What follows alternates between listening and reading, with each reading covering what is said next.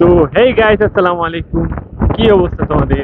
আশা করি সবাই ভালো আছো। আলহামদুলিল্লাহ, আমিও ভালো আছি তোমাদের দোয়ায়। তো আরো একটি নতুন ভিডিওতে তোমাদের সবাইকে স্বাগত। তো গাইস, বুঝতেই তো পারতেছো জায়গাটা বা রাস্তাটা। এখান থেকে নিচে দেখো কত জায়গা। এটা হচ্ছে পাহাড়ি রাস্তা, বলে দিই তোমাদের। তো এখান থেকে খাগড়াছড়ি 57 কিলোমিটার দূরে। তো উড়া দুরা বাইক চালানো এখানে মোটেও সম্ভব না, কারণ সামনে কি আছে তুমি জানো না। ভয়ঙ্কর ফাঁদ থাকতে পারে। তো কাকু কাঁঠাল নিয়ে বসে আছে। ও কাকু, না কাঁঠাল খাওয়া যাবে না। রাস্তাটার ভিউটা দেখো, তো জঙ্গল দুই পাশে।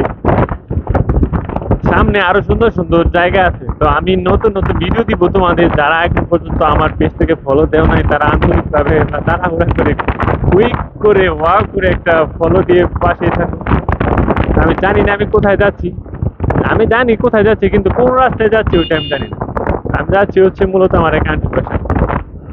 দেখেন, আমি কখনো যাইনি। মূলত হচ্ছে আমার ওয়াইফের আন্টির বাসা। সেক্ষেত্রে আমারও আন্টির বাসা হয়ে গেছে, নতুন আত্মীয় আর কি।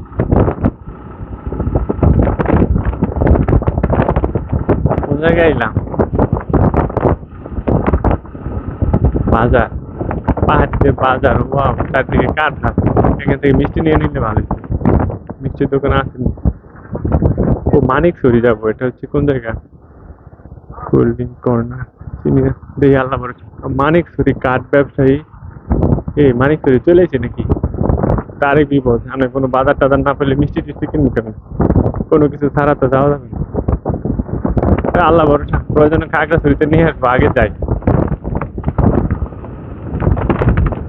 তো গাইস, আমি সম্পূর্ণ ভিডিও দেখাবো। যাদের যার বাসা যাচ্ছি ওর বাসা কিন্তু পাহাড়ের মধ্যে। তো আমি ওদের বাসার ভিডিও দিব তোমাদের। তো সবাই সাথে থাকো আমার সাথে।